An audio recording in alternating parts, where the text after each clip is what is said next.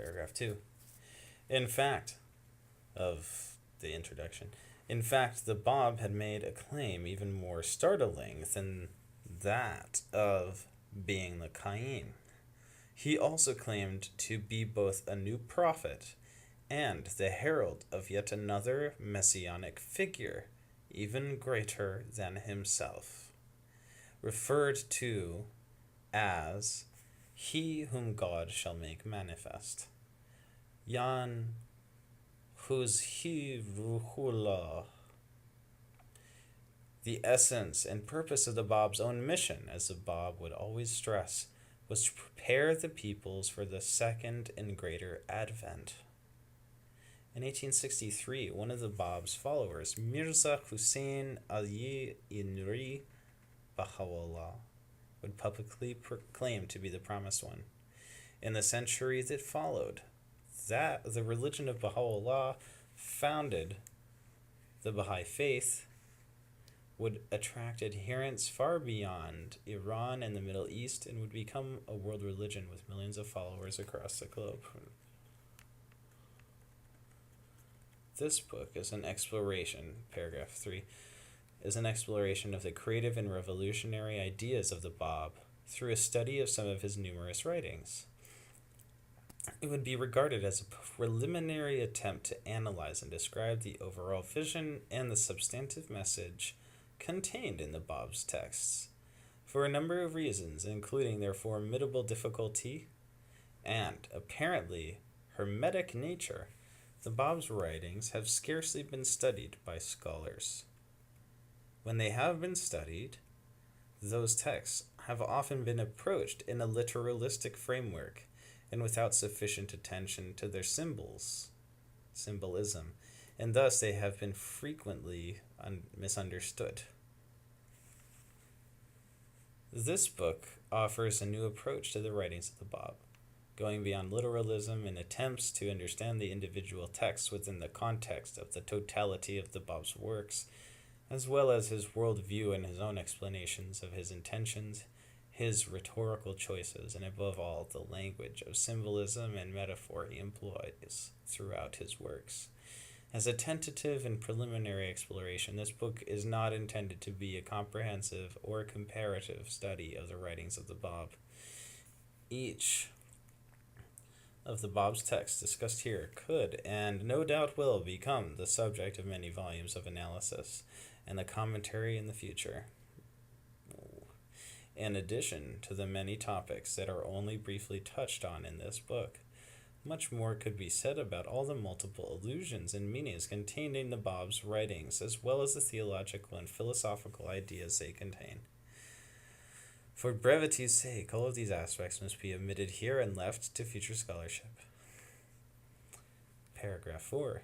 In the second half of the 19th century, the story of the Bab and his followers and their torture and martyrdom at the hands of the Persian state authorities and fanatical Muslim clergy touched a receptive chord in some Western intellectuals who learned of it. Prominent among those individuals was Cambridge Orientalist Edward Granville Brown. Despite the scorn of his colleagues, who derided him for spending his time on what they considered a minor and ephemeral phenomenon, Brown dedicated his career to recording and studying the Babi movement.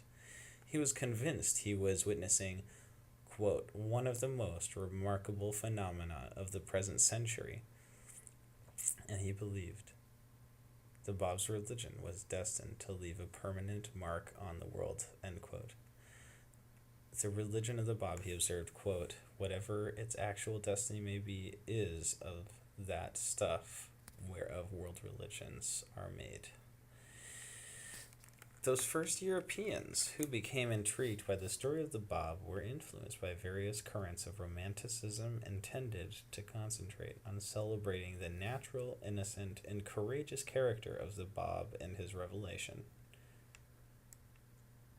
Although their accounts did not help to gain wider recognition for the Bab and his movement outside the Middle East, they generally failed to go beyond traditional simplistic categories and did not even scratch the surface of the complexity and rich symbolism of the mystical and theoretical system contained in his works. A recent wave of scholarly research, however, has enkindled new excitement on his own history and writings. Some authors, however, have tended to dismiss the Bab's works as mere archaeological phenomena devoid of any real significance, let alone relevance beyond a limited historical context. There are notes on this, too. So, within a literalist interpretive approach, several common features have contributed to producing such conclusions. These features include the tendency to treat the Bab's writings as completely separate from the writings of Baha'u'llah, lack of attention to the complexity and creativity of both the form and the content of the Bab's texts, and overlooking the subtleties of the Bab's language and logic of expression, especially the rhetorical and symbolic use of language through which he transforms traditional concepts and at times completely reverses their meanings. Are the writings of the Bab merely of archaeological interest, or do they have a value and importance that transcends the limits of their historical moment and speak with relevance to the present? In a sense, this book is an attempt to answer that question, for it is only by coming to a better understanding of the Bab's works that we can correctly judge their significance, both in historical perspective and in terms of their contemporary relevance. In this chapter, I will address the issue through a general introductory methodological examination of the historical background and the writings of the Bab. Alright, let's start the next one.